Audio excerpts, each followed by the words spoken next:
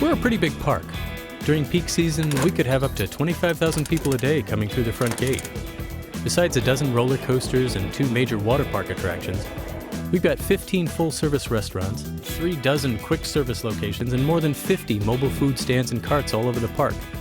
In a typical season, we'll go through almost 200,000 pounds of hamburger and 100 miles of hot dogs laid end to end. We cook up a lot more than just hot dogs and hamburgers, because we cater to kids from all ages.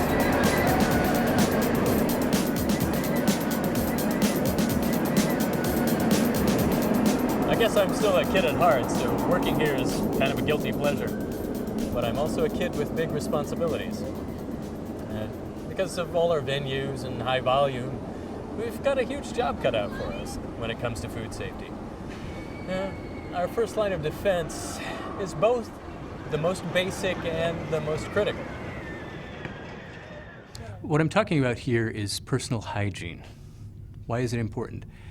Because employees can contaminate food so easily, it's scary.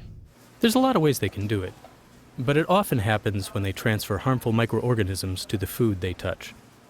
And a lot of the time, these microorganisms, which can cause an illness, can come from the employees themselves.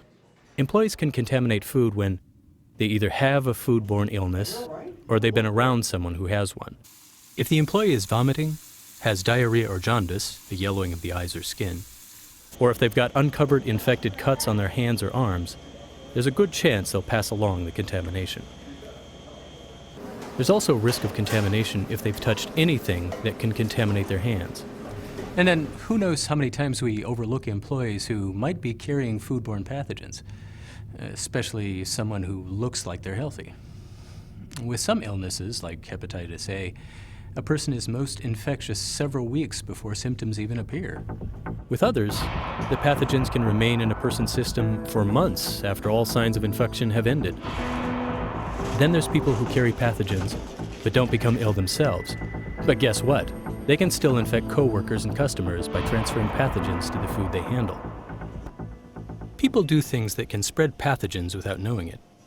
To keep from causing a foodborne illness, you should pay close attention to what you do with your hands. That means you should avoid scratching your scalp or running your fingers through your hair.